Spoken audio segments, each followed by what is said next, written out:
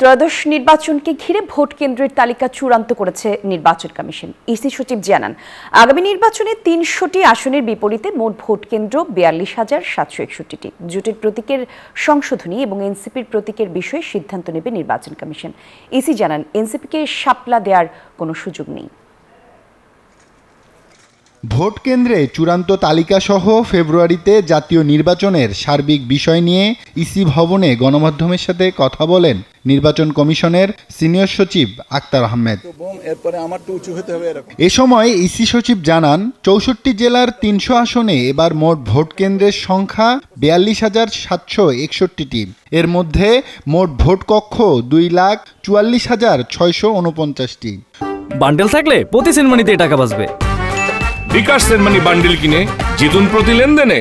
তবে গণভোটের বিষয়ে নির্বাচন কমিশনে এখনো কোনো তথ্য নেই বলে দাবি করেন তিনি। আমাদের গণভোট সম্পর্কে নির্বাচন কমিশনে আমার জানা মতে এখনো পর্যন্ত কোনো তথ্য আসেনি।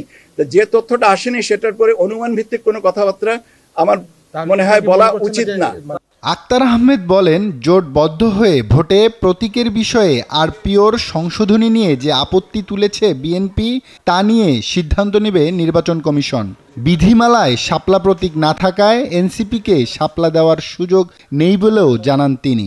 নির্বাচন কমিশন যেটা বলেছে যে তারা স্ববিবেচনায় নিজের একটা প্রতীক বরাদ্দ করে দিবে, সেটাই হচ্ছে এখনকার পর্যন্ত অবস্থান। উপদেষ্টা পরিষদের থেকে যেটা অনুমোদিত হয়ে গেছে, এটা আইন মন্ত্রণালয়ের কাছে প্রাথমিকভাবে আছে। এখন বাকিটা কমিশন চিন্তা করবেন যে এটা কি করা যেতে পারে। তিনি জানান, নিবন্ধনের জন্য ২২টি দলের চূড়ান্ত তদন্তের কার্যক্রমও চলতি সপ্তাহের মধ্যেই। আব্দুল্লাহ মামুন, নিউজ 24, ঢাকা।